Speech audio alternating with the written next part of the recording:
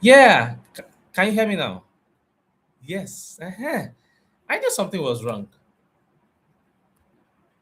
I knew something was wrong. Good. Good. Okay. Fantastic. Okay. So let me get back to it. Let me recap everything that I've said before now. So I had said that I was out today. Today is Democracy Day in Nigeria. I've been out and I had the opportunity of speaking with some old colleagues, from university days, and I particularly was able to talk to them about Table of Men, about ManityHQ, our work, what we do, what we have done, what we are doing, and all of those things.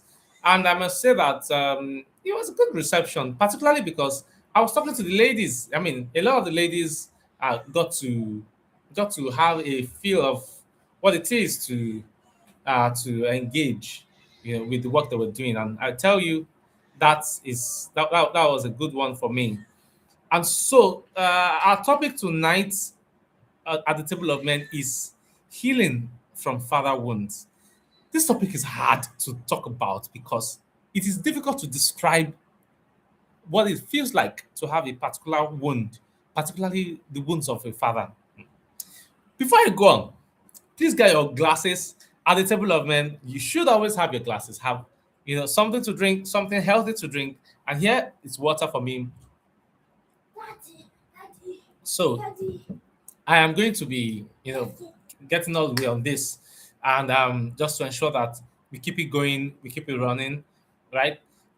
So I want to begin from the untold reality that many of us don't even get to know exists. And what's that?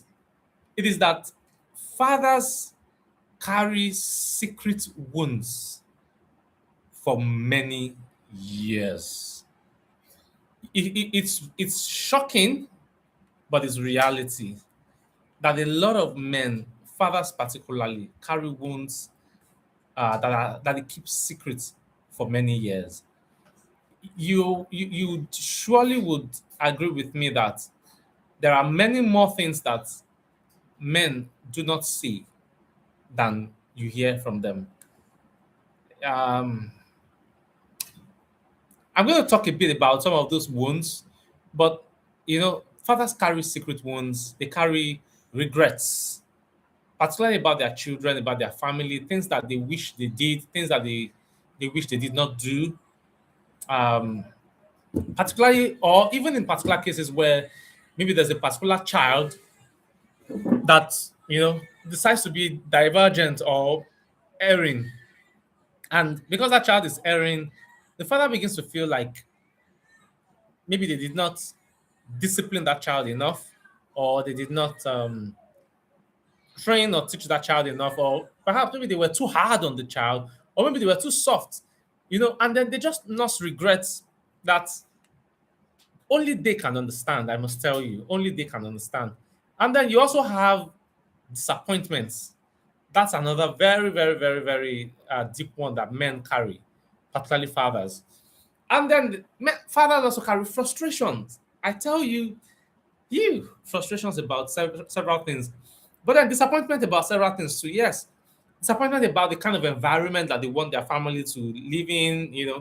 Disappointments about the outcome of a particular child, maybe a particular child that they saw a lot of potential and were looking forward to the realization of that potential, and for some reason, somehow in between, the child just doesn't live up to that potential for any reason. Like it could even be friends that the child chose, or the environment that they grew up in, or the absence of opportunity. There's some things that are location sensitive, and perhaps the father tried but was disappointed, and that disappointment lives with them for many years to come. I'll give an example. When we were a lot younger, we were teenagers. My dad was looking forward to sending us abroad. And one of the things I know that he was looking forward to was becoming a territorial manager at Nitel back then. He was an area manager, and The next step after the area manager level is territorial manager. And so he was really pumped, looking forward to it, making plans, for to send, start sending us abroad to go and study in the university and all those kind of stuff. And excuse me, all of a sudden, 2005, he had to forcefully retire from Nitel. Till date, I cannot tell how deep that affected him, how deeply that affected him. But it was obvious. I knew that something was different about this man. This man was not who he was. He wasn't as driven as he was before. My dad that was, sharp, like sharp. When he dresses to go to work, you can see that sharpness. He's thinking like 10 steps ahead. But once that thing happened and he was forced to retire, either sack him or he retires or he resigns. And he was forced to resign and have his entitlement benefits, and that was it. My dad suddenly became a shadow of himself. He wasn't trying to apply to other places. I know he went for a couple of interviews back then. I think it was MTEL, you know, tried, some of those interviews.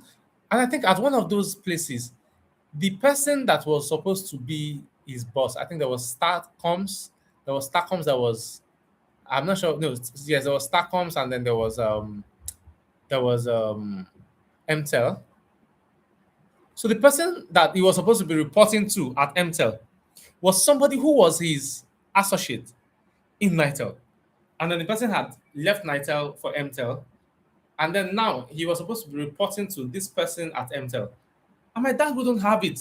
Like he can't he can't he can't take a job where he's going to be um accountable to the person, to someone that was, some will call it arrogance, some will call it pride, but I've learned that unless you truly really understand the workings and the depth of certain things, you can't really judge, you know objectively. I wouldn't know the experiences that he has had with that person. I don't know, but he turned it down. Like, I'm not taking that.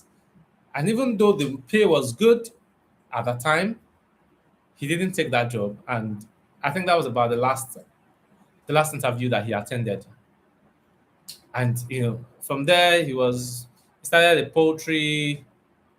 He just became a shadow of himself. He wasn't, my dad that was an entrepreneurial, always doing stuff. I think he just, okay, he just fall back on the businesses that he had created. He had a printing press, and as you know, life keeps moving, keeps advancing. At some points, the press was not getting jobs again because the machines that they had in the press were, the old machines, 201 machine. Meanwhile, people were already using cord and sword machines. They could print only 201 size, jobs, and the only place they could get those were, churches that were printing bulletins on Sundays and maybe a few small flyers. But at that point in time, people were now doing large format printing, you know, big papers like as big as this. I can't even say, okay, as long, not wide yet. I think as wide as this, but like double the length, double this in length. But that machine couldn't do that, and to get a colored machine was a lot of money. They couldn't afford it, and gradually the price dipped until it ran down completely. But I think the running down of the press came, I think, after he had passed on. But what I'm trying to say here is, disappointments, and I remember when I was graduating from the university, I studied biochemistry, and my dad was like, "Hey, go back for medicine." I said, "I'm not interested." I said, "Okay, he'll send me abroad." And just looking back now, I realized that that statement he made was actually based on what he had in mind hitherto. Like, It's what he had already planned out, what he had looked forward to, but he couldn't realize it, and he lived without that those unfulfilled dreams. So these are some of the kind of wounds, or some of the things that cause wounds in the hearts of fathers, where they can't give their children the kind of life they wanted, the kind of opportunities that they desired for that child, and it just happens so. Just happens so. So I understand that a lot of men deal with those secret wounds. They conceal it, they hide it, and they just can't get over it.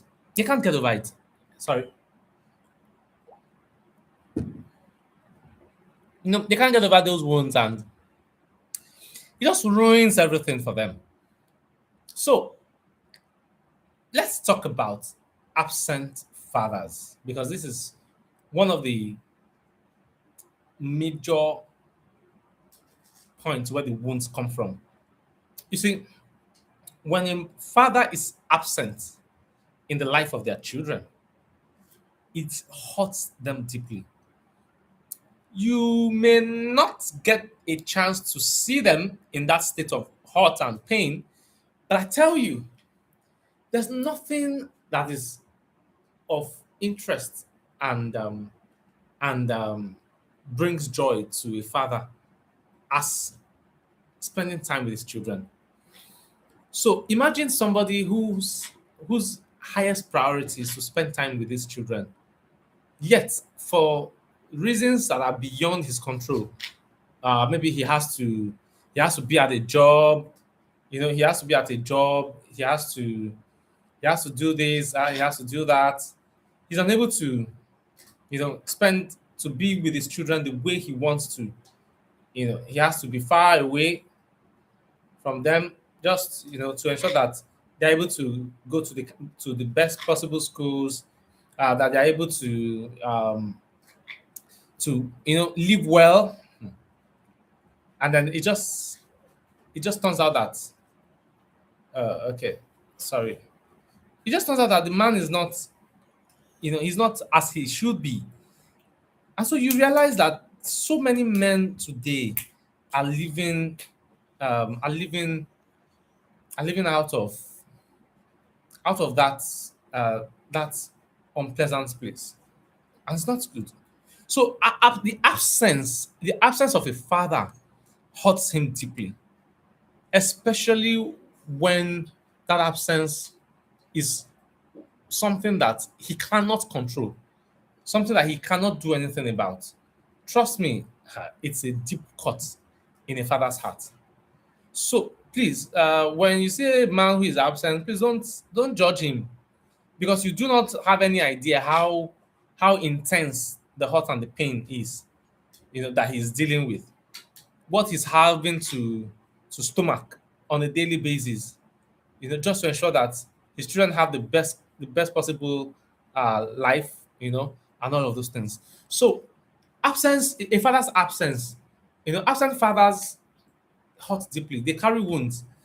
They know that if I'm present, this child may not have strayed. If I was present, this child, would have had proper guidance. They would have been present to guide the child, to spend time with the child, to hear the child.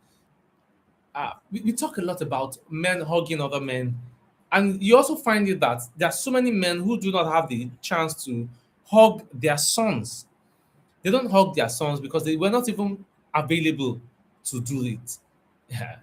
So absence, absent fatherhood is a deep cut in a man's heart, and it's one that requires a lot of patience. Many men who have been absent, from home, rue the pain that they have to deal with, and they deal with that pain privately, silently, privately and silently. If you're a man, a father listening to me, one of the things I must tell you here is you must come to that place where you get to forgive yourself. See, it's not easy, it's not easy it's not easy to it's not easy to live with the pain, with the wounds of being absent in your child's life, of not being able to give them the kind of life that you desire for them to have, of of not of not being fulfilled, you know, of having a child that has strayed, especially when what you are known for, the legacy that you have built over time, is one that is not worthy. So when you have a child that is not living up to the expectations or the desires that you have for them, it's a very, very huge hurt, a very deep cut. It's a big wound for a man. And so I am saying to you today, man, you have to learn to forgive yourself. Forgiveness of yourself is the very first step in the healing process. If you are going to live well, through this wound of a father that you are nursing or they have been living with, you're going to need to start by forgiving yourself. Uh, you must admit to yourself that you are not in full control of everything. You're only going to try, you're going to give your best, you're going to push for the best possible outcomes that you can. But nothing is fully in your control. Absolutely nothing.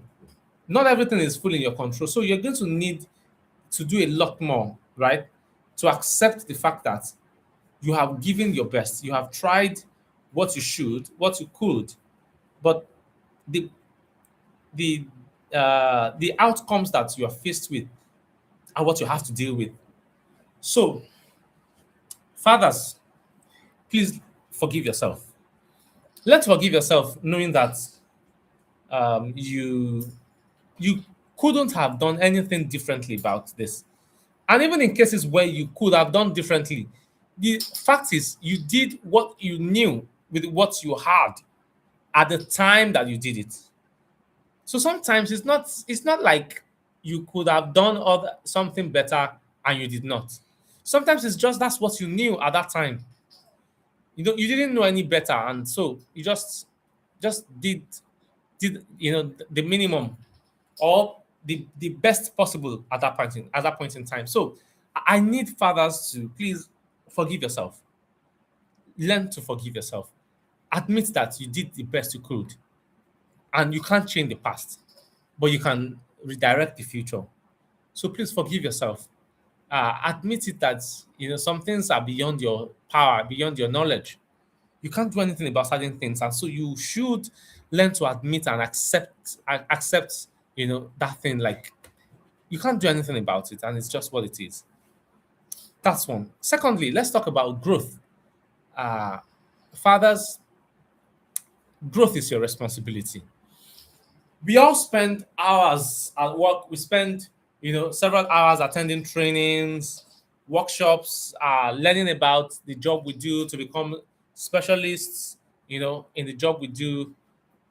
But how many of us intentionally develop ourselves for fatherhood? If you're a father listening here and you have attended a workshop on fatherhood, please indicate in the comments. Indicate if you have attended a workshop, a training program, a seminar on fatherhood, like you paid to attend a workshop or a seminar on fatherhood. Please indicate in the comments. Let me see you. Or just send a like, a thumbs up, or something. Let me see if you have. I can almost bet that most fathers have not intentionally developed themselves. Yes, most fathers have not intentionally developed themselves for fatherhood in years. And you must also come to terms with this. See, if you spend 4 years in the university to obtain a bachelor's degree in engineering or in education, in political science, in computer science, or what have you, in entrepreneurship, several courses, have you spent 6 months studying fatherhood? Hmm. My brothers, fatherhood is no joke. It's no joke. And like I always say, a lot of us are going to be shocked at the outcomes. So you see, what is happening here is that we are trying to deliver 95% caliber of children with 5% fatherhood understanding or with 5% fatherhood expertise. It won't work. It won't work. Very good question. How do you study and develop yourself for fatherhood? Very, very good question. There are resources available. There are resources available. There are several. I mean, if you follow us on Instagram, um, we we repost some of these things. In our community, for example, we're coming up with courses on fatherhood. We're coming up with courses on wifehood because it takes a lot to be a wife, right? We are also so at ManityHQ, we are developing some of these courses, but I also know that there are experts, across the land, that are teaching about these things. It just takes a man getting on YouTube and typing in fatherhood, how to be a father, how to be a good father. And then you find a lot of cost, a lot of resources. There are NGOs outside of Nigeria that I have seen, that have pulled courses on fatherhood.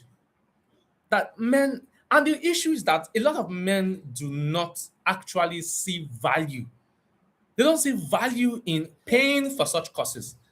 We believe that all those kind of things should be taught from the altar in church, right? So the pastor should teach it. The one that the pastor has taught is enough. And the rest of what we know and do with fatherhood is what we have learned from observing our own fathers or some of the men around us. But that's not sufficient because you're just learning by orientation, by observation. You need instruction. You need instruction. Yes, you need instruction. You need instruction. You need instruction. I believe that hopefully before the end of this year, maybe by November when we're having International Men's Day, we'll be launching one of our first courses, for fathers to sign up for that course and take the course and pay for it because it takes a lot, to put these things together. And the people who are going to teach it should be properly compensated for, right? So I think that a lot of us as fathers need to step forward. Oh, Foluka Majola, how you doing? I'm just even getting to realize. So we need to do a lot more as fathers to be intentional about our growth. We need to go all out. Like we need to go all out. There are books on fatherhood. Books, books, books, books. Read. So there are courses that you can attend as a father, latch into those courses and then learn. There are books to read on fatherhood. My favorite is Dr. Miles Moreau of blessed memory. He has resources on fatherhood. Like you just need to search on YouTube fatherhood, talks on fatherhood by Miles Moreau, and then you find several of them, right? Many of the things that we talk about here at the table of men also on fatherhood. Very, very amazing stuff. I tell you from past episodes of Table of Men, we've said a lot about fatherhood. These are resources that you can leverage on. You may not find all of them here on YouTube, but you will surely find a lot of them on Instagram. Yeah, past editions, you find them on Instagram.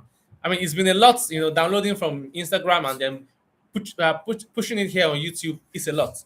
But for as many as we've been able to do, we have done those already, and then there are others to come. But the point here is being intentional as a father, being very intentional to ensure that you are developing yourself, you are growing. You're not. Do you know that a lot of fathers have not moved up to 1% beyond where they were when they had their first child? And build, you can't raise star children that way.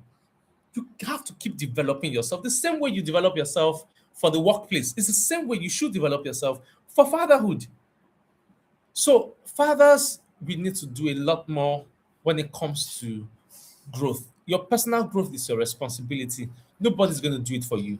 You're going to need to step up to that on that along that line, because that's part of also where you're going to heal from.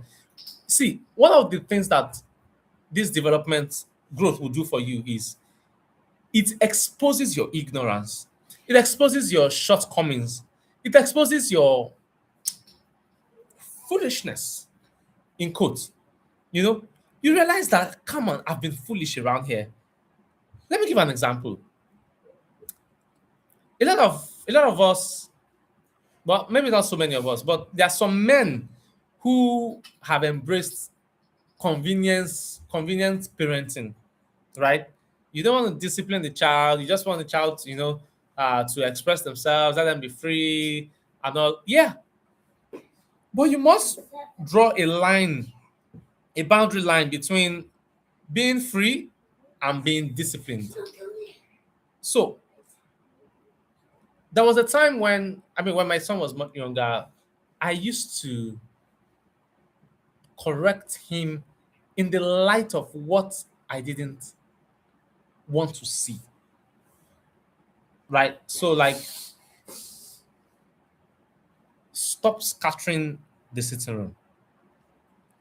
But in the course of my studies, I realized that the effective way is to not speak to what I don't want, is to speak to what I want, reinforce what I want. So rather than say stop scattering the living room, I now say tidy up, clean up the living room. Make sure you clean up the living room after you. Make sure the living room is clean, organized, tidy, orderly, arranged everywhere. Rather than saying stop, don't turn everywhere upside down. No, no, no, no, no. That is focusing on the negative. And whatever you focus on is what you reinforce. What you reinforce is what you experience in reality. So I just picked that and I was like, okay, hey, young man, clean up, tidy up, arrange this place, organize this place, tidy up this place, make this place orderly. And I realized that as I did that, the more I spoke in that direction, the more he was actually behaving the way I wanted him to behave. So you see, this growth exposes shortcomings, exposes the things that you're not doing well. And when you begin to do those things well, when you realize the better way to do those things or the right thing to do in those cases, then you become better off. You're able to handle things in a better way, in a better light. So growth is a very, very, very, very important part. Very, very important part. Fathers, let me say this.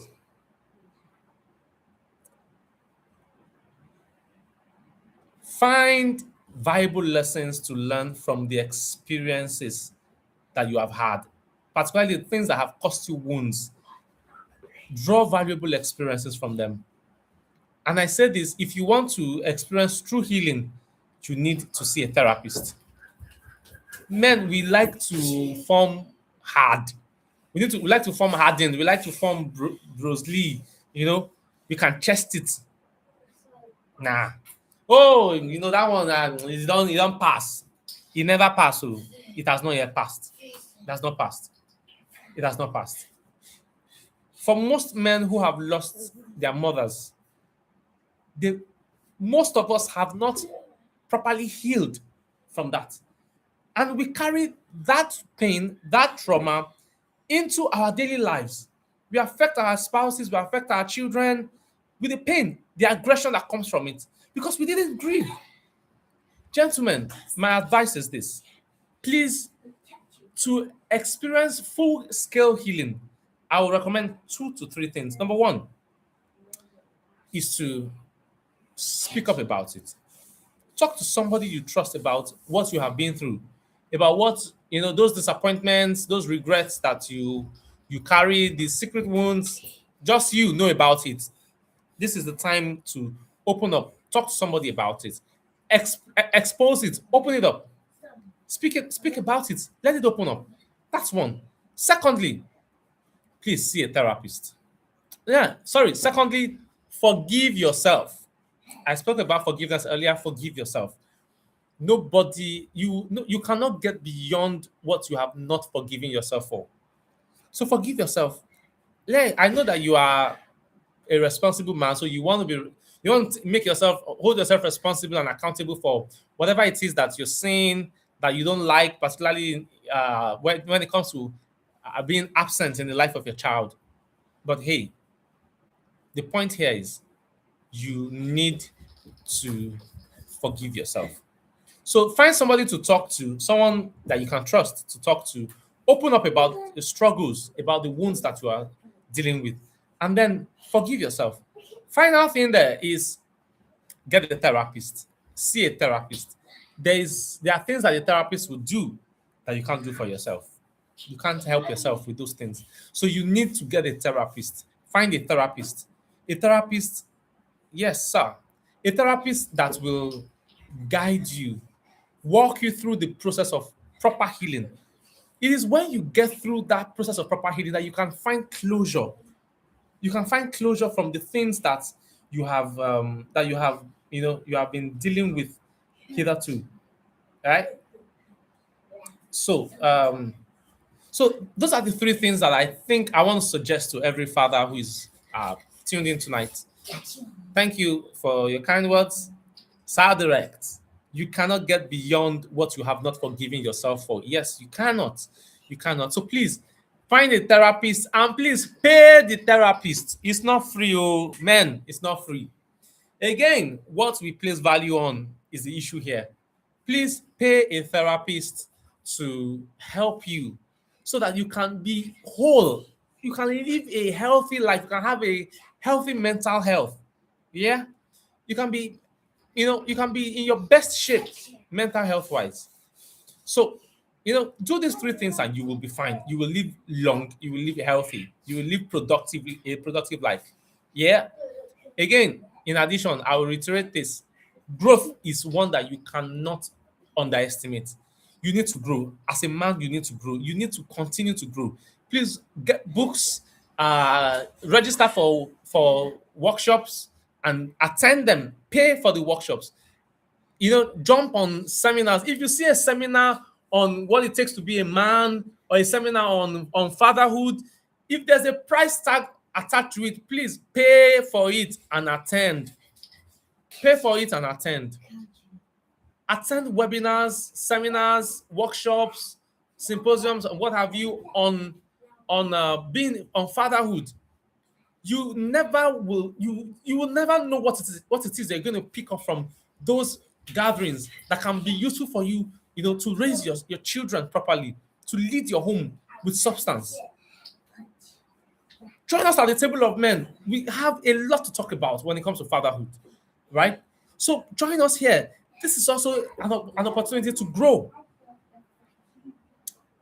Yeah. Tosin says the traps men have been in have been because of how manhood has been portrayed over the ages. Yes. Yes.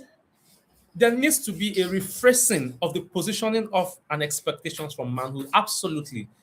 And that's part of why I said earlier that because as a man, the only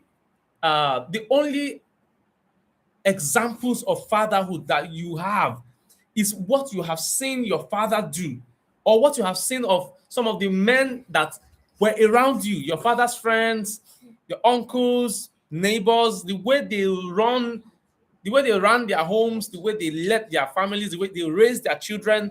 That's all you have known, and it's not your fault. But if you stay with just that, then that part becomes your fault. That becomes your fault. So, men, we need to grow. We need to learn. We need to unlearn many of the things that we have learned before now that are not worth the while. How to raise your children, identifying your children's personality types. So many things to learn, so many things to unpack when it comes to fatherhood. So many things. So many things. So, a lot that we need to do when it comes to growth as men. And I'm very, very happy about these comments from my brother Tosin. You know, the traps that we have been in have been because of how manhood has been portrayed to us, and it's very, very true.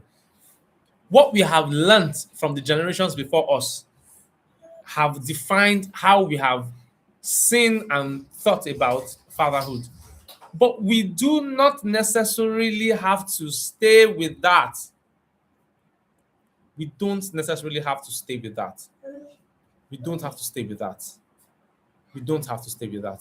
So I implore all our men, wherever you are watching this episode, please, please, please, please, please, please do well to prioritize your growth. Your growth. Do well to prioritize your growth.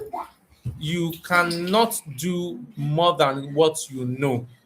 You cannot raise your children beyond what you know. You can't raise your children beyond the level of knowledge that you have. So we need to grow. We need to keep growing. We need to keep developing ourselves. I'm hoping that in the months to come, we will begin to launch our courses, our manhood and fatherhood courses, and you just will not know how much there is to learn until you start learning. There's so much to unpack, so much to learn, so much to learn. I was showing a friend, a colleague, this past week, a book that I've been working on, called Manhood. The content of the book alone, I mean, I'm talking about the chapters, right? Oh my goodness. It's a lot, a lot, a lot. And I still feel like there are several things that are not captured in that book. And so in my head, I'm like, if I should add anything to what I have in the content for that book, perhaps it's going to be more than a book. It's going to be more than a book, right? So I just think that we need to do a lot more when it comes to developing ourselves. We need to grow. Thank you. So we need to grow. We need to keep improving, increasing. So we need to keep growing. We need to keep improving. You see what we are up to. So we're gonna just wrap it up from here. So guys, this is a call to all of us to do a lot more, to develop ourselves, to be better off than we are. Healing from father wounds requires speaking up about those wounds. It requires forgiveness, forgiving ourselves, and it also requires getting help from a professional therapist. Getting help from a professional therapist. If we do this, I believe that we will be able to properly heal from those wounds, or we'll be able to at least trigger the start of the healing process. So on that note, we call it a wrap at the Table of Men. Thank you guys for joining in, for being here with us tonight. As always, I'm grateful for all the conversations that have happened in the comment section tonight. Tosin, thank you for joining in. Foluke, thank you for joining in. Very, very good to have you here tonight. And please do well to share this with all your friends, fathers, as many as you know, who should hear these things. And we'll keep building up on the Table of Men. Thank you, everyone. Please have a splendid night rest, a great weekend as well. Happy Democracy Day to everyone, every Nigerian, and see you at the next episode of the Table of Men. Bye-bye.